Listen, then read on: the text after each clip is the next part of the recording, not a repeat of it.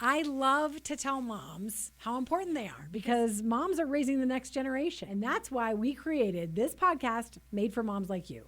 It's the ChannelMom podcast, now on YouTube. So tune in and be blessed.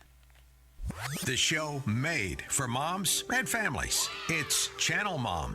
Moms should get more credit. Back when I became a mom, I realized people thought my former career in TV news was more important than my motherhood.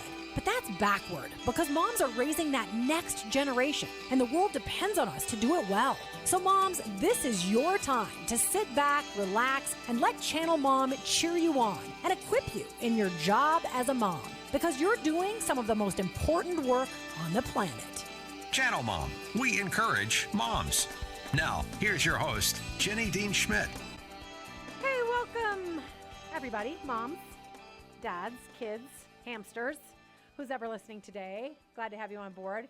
Of course, I am Jenny, and this is ChannelMom, where we do encourage you as a mom. You have amazing value on this planet, even when the world forgets about that and you feel maybe unseen or forgotten. Okay, I might cry today. Jim's already ready for it. This is ChannelMom's last show on the radio, you guys. And we have chosen one of our most popular guests to be on as a special treat for Mother's Day weekend. Very appropriate on ChannelMom. Let me introduce her with a question. Does your home feel ugly to you? Well, we can change that today with our famous decluttering coach, Dawn Matson. She's YouTube famous as the Minimal Mom, and she's got 5 tips that anyone can do in any space on any budget. Plus, ChannelMom was featured in an amazing way on television. I'll explain that coming up when ChannelMom returns. Yes, it is an honor and a privilege to be here with you guys. Thank you so much for tuning in today. Thank you for all of our longtime listeners. Just honored by the fact that you listen to this show. Do remember our friends at youhavealternatives.org. They do amazing work. They're very gentle, non-judgmental, compassionate. Went to a tour of their office recently. Just very impressive people. Okay. This is the time in the show where I thank Jim. Probably like the best producer I know. Don't tell the guys out there. You're just so good at what you do. Thank you, Jim, for all that you do for ChannelMom. All right, so as I've said, ChannelMom is taking a hiatus from media. We're moving off of radio and taking a break from podcasting too. So our last radio show is Mother's Day weekend, which is very appropriate. I think we may have started on Mother's Day weekend 13 years ago. We've got one more podcast next week for our podcast listeners.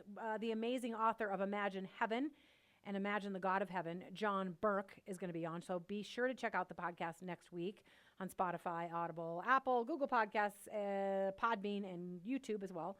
And stay tuned to our podcasting channels, also at ChannelMom, all over social media. If you want to know what's going on with us, we're still continuing our other outreaches in prisons and for single moms and, you know, wherever we can find a mom to help, we're still doing that. And we may come back to media. It's just whatever God tells me to do, calls us to do.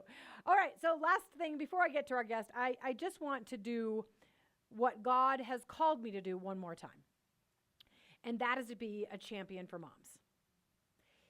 These are a few things that I know about mothers. God trusted a human mom to raise his son. Actually, God trusted a mom with himself. God assigned moms to raise up the children that he created.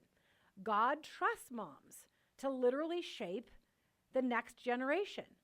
Of course, dads are hugely important in shaping their kids too, but so often the child rearing falls more on the mom. And I think we forget the impact and the influence that moms have on our world's future by the way they raise their babies.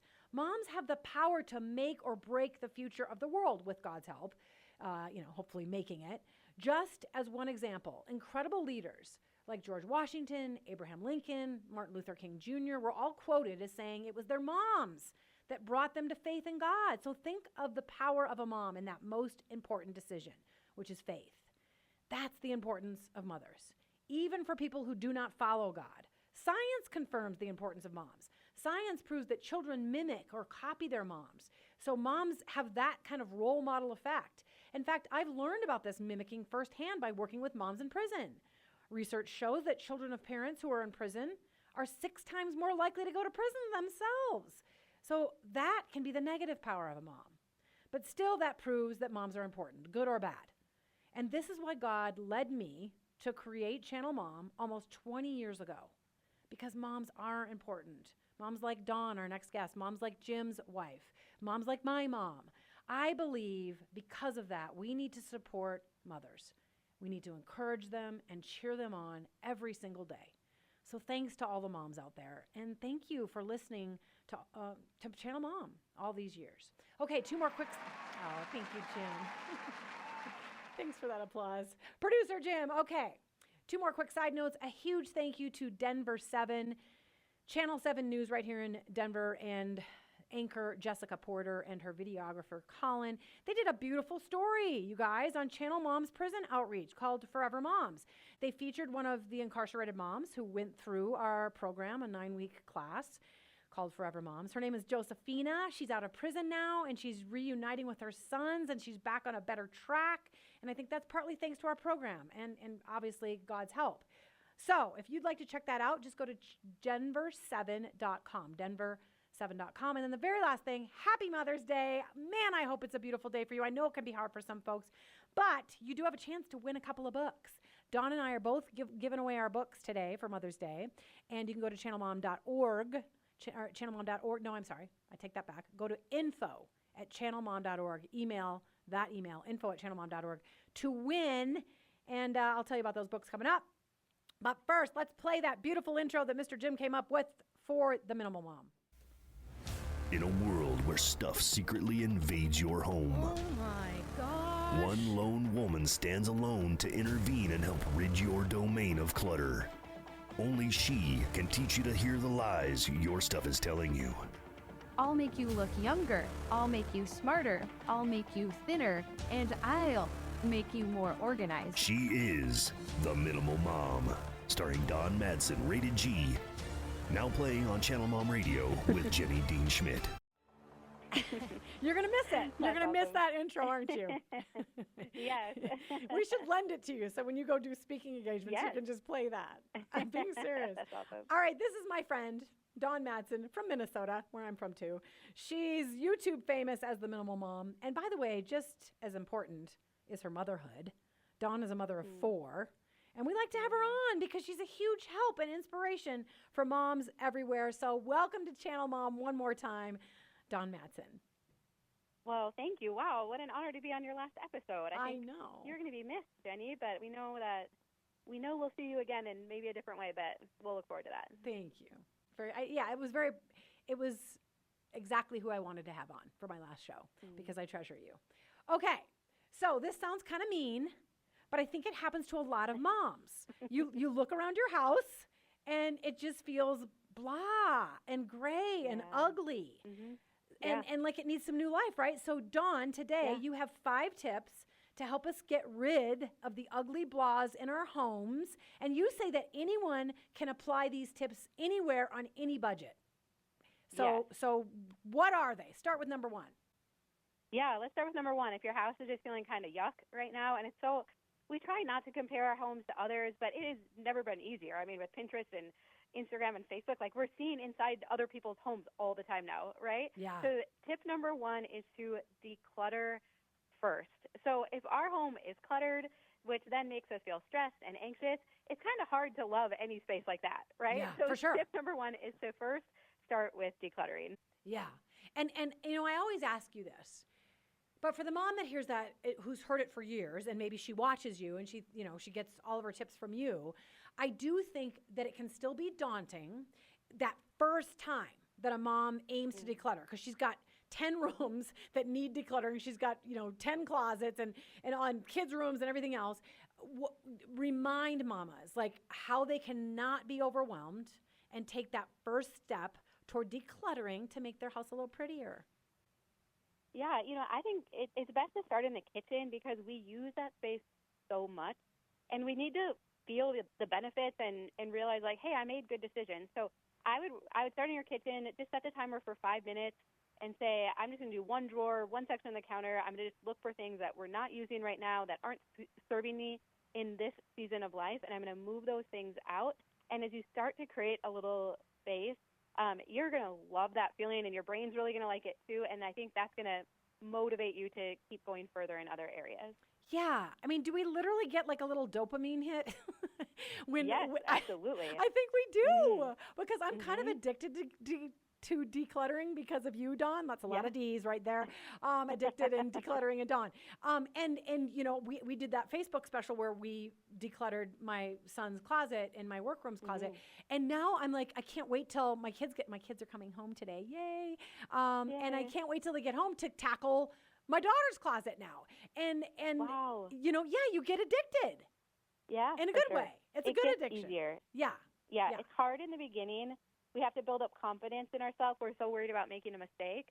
And again, if you don't have to do the hard stuff right now. Don't start with sentimental stuff or gifts, you know. But just look for things that you don't have a lot of attachment to. They're not high dollar items. Start there, and then you'll work your way up to the more challenging things. Oh, that's terrific advice, because I think we do avoid, like, I don't want to go in my closet because I have something in there from my grandma and my mom, and, you know, right? That's such wise advice. And let me say one more thing before we move on to tip number 2, and that is, I think people are miserable sometimes because of stuff. It's either because they want more stuff, or they want less stuff, or they have to manage their stuff, or they have to insure their stuff. Different stuff. Yeah, we don't want the stuff we have, but right. That too. But nobody wants to be a slave to their stuff, and yet we are. And so when you say declutter, then you get set free. You're not a slave to all that stuff anymore. So fabulous advice. If your house feels ugly, number 1 tip is to declutter first. That's the first step. All right, what's the number 2 tip? Number 2 is nail the scale. So I had noticed, you know, you go by the Target dollar spot, and each season they have new cute stuff out, and it's usually very on trend. Yeah. You know, it's current. But I would see it at Target, and I'm like, oh my goodness, that is so cute, and it's only $1 or $3, maybe $5 if I splurge. And then I get it home, and I'm like, it never feels quite right. And what I realized was most of it was not big enough, right? Because they're trying to keep it inexpensive, and you get it home, and you put it on a shelf or a table or whatever, and it's not big enough to stand alone. And then you have to group other things with it, and then you really would have been better off just investing in one larger piece that fits really well there than all these little things we're trying to group together. So nail the scale. Often the things we're trying to work with are too little. And so I learned this from McQuillan Smith. She's an interior designer, but she loves simplicity and just using things that we have. And she uses the pineapple rule. So she's found that if anything is smaller than a pineapple, usually it can't stand alone. So she tries to always aim for things that are a pineapple size or bigger. And again, we can thrift these things. We can find things and paint them to make them match. We don't have to spend lots of money on new stuff. But she found that she could have fewer items, which feels better, again, to our brains as we're trying to embrace simplicity, fewer items that make a bigger statement and not have to have all these little groupings of things anymore. So that is number 2, which is nail the scale. Nail the scale. And I watched your YouTube video, and you guys go check out Dawn's channel. Not like she needs more followers. She's like at 1 million almost, or more. I don't know. Are you at 1 million yet? No, not quite yet. Yeah. Very popular on YouTube. And she's always giving all these fabulous tips. So I went to watch your video, and you did this terrific demonstration of showing all these little doodads on your kitchen table, which is kind of common in the Midwest. And then you replaced all the little ones with one nice, big, beautiful vase or vase, and right, and it just looked so much more classy. And I agree with you also, because you said it makes more of a statement. It's a signature piece. You can't get signature pieces in the dollar section. It actually says something about you. Like maybe you found it in an antique store, and it's something that says something about your family, whatever. But yeah, just one big thing, not 10 little things, right? So much better. Okay, so what we're trying to do today is to help mamas who feel like their home feels a little ugly as we kick off into summer, and you're helping them with tips to make it, you know, look better on the cheap. I mean, you're saying that we can do this in any space on any budget. So what is tip number 3? So 3 is contrast is queen if you want to be seen. So in any given room, we want to have like a focal point. And I learned this in interior or in graphic design too, that not everything can be the focal point. And so whatever we want the focal point to be, we want contrast. So we want something dark against something light, right? But this works the opposite too, because sometimes we want things to blend in. So if you have have something that's not your favorite, McQuillan said maybe you have a dresser and it's just kind of shabby, but you're not going to replace it right now. She's like, well, you can paint it the wall color because then it's just going to blend in. But then maybe you have a beautiful, picture hanging on the wall, or you have some throw pillows that are, really current and fun that you want to stand out. So things we want to just disappear, we want those to blend in, but then we want a few pieces that stand out, and so those need to contrast whatever is around them. Oh, that's really good. And I can just picture it right now. So you've got a tan wall and you paint that ugly dresser tan, and then somehow it just looks classy because it's blending in. And then you have this big, turquoise vase on the top of it, and that pops because that's really good. I really like that. So I'm going to review quickly. Declutter first is number 1. Number 2 is nail the scale. Get bigger signature pieces, not little bunch of tiny doodads. And number 3 is contrast is queen if you want to be seen. What's number 4? Number 4 is use white to fake bright and open. So again, if your home is feeling drab, number 1, open the blinds and curtains. Let light in, as much natural light as you can. But also sometimes we need to paint our walls a lighter color. We need to look for lighter furniture pieces, any lighter drapes. And so we noticed this a lot when we were selling real estate. Often people painted their walls a darker color because they thought it was trendy or cozy, but it can really start to feel dark if you don't have a lot of natural light. And so paint is fairly inexpensive if we want to do something that's really going to make a big impact.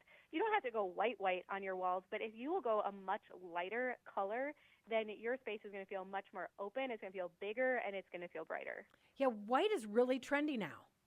My mom just sold her house and they said, paint everything white. And or if you look at like workout videos, they all have a ton of white and then some green plants in the background. So white is very trendy. Okay, so use white to fake bright and it makes the house feel lighter. I get a little overwhelmed by that, so I need your help.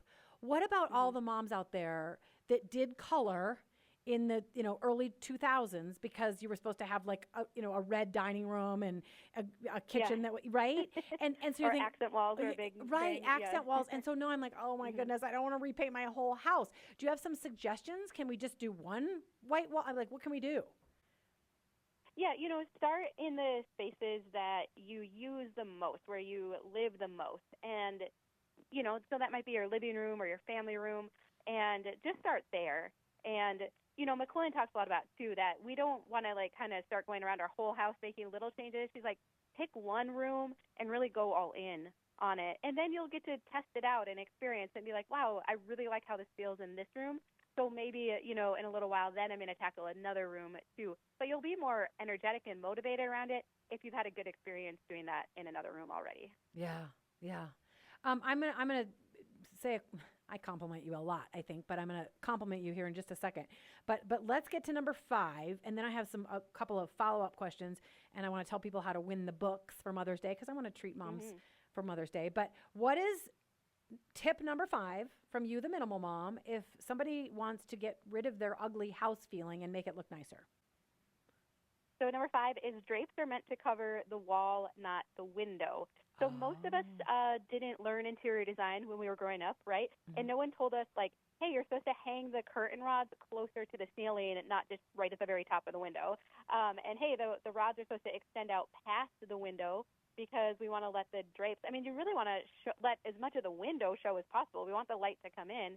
And so the drapes are actually supposed to be hanging on the outside of the window and not just, bump up next to it. And so, IKEA is a great place to get inexpensive drapes where you can get ones that are longer. You can get them a little wider, and get the rods are cheap there, too, to extend out past your window.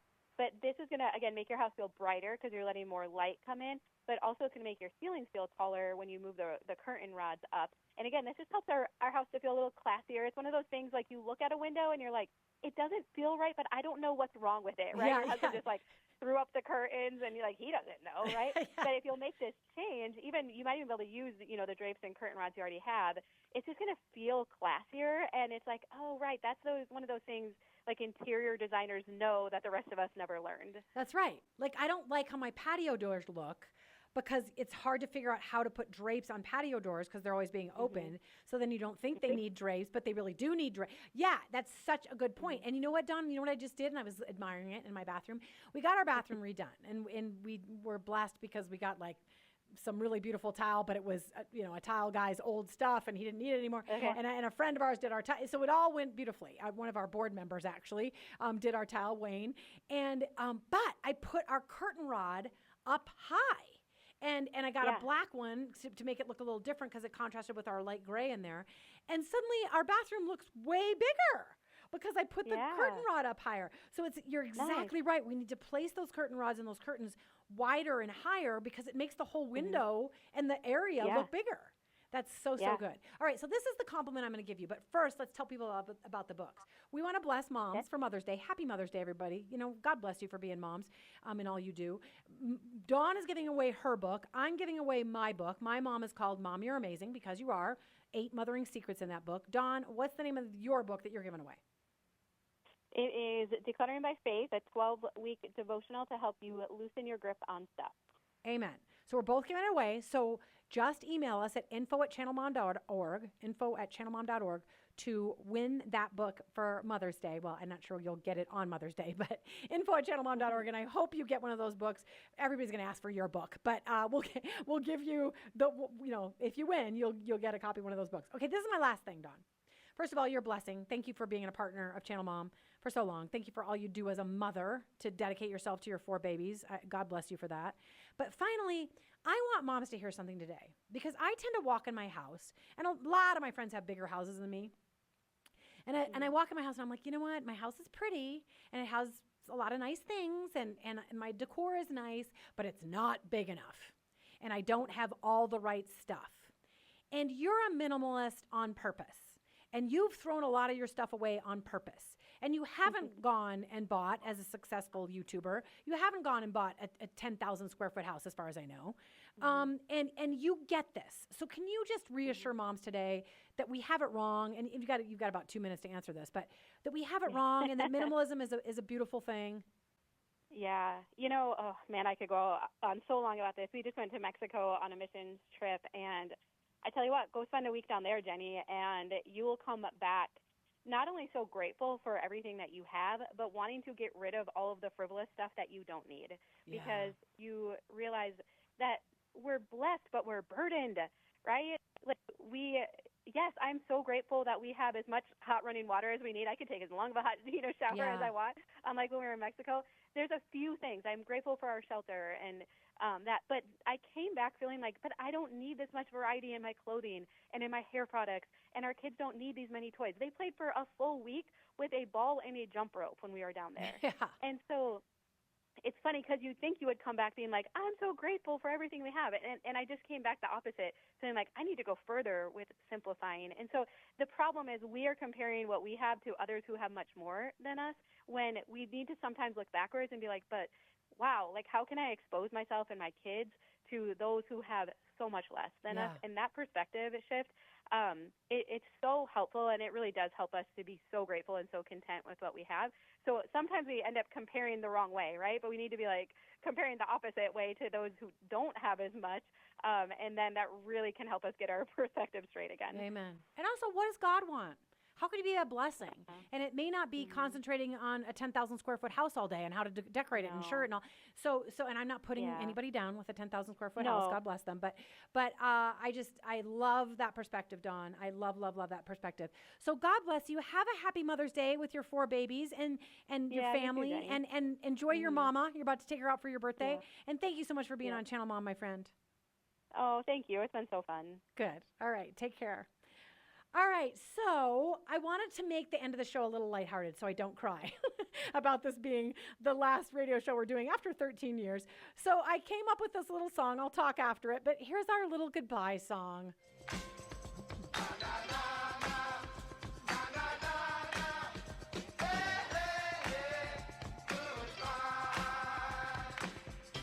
Okay, that is my goodbye song. You know what? I don't want to trivialize it because it has been an honor and a privilege to serve mothers for 13 years on the radio in Denver with Salem Media Network all over the country. to bless you however I can. So thank you to everyone who faithfully listened. And this is the last time I get to say this on the radio. Thank you to every mom for all you do. I know it's an unseen thing and that people forget to thank you, but thank you for all the work that you put in. God bless you. And may you have a beautiful and blessed Mother's Day and know your importance. Yeah. God bless everybody. My family too. Thanks, you guys.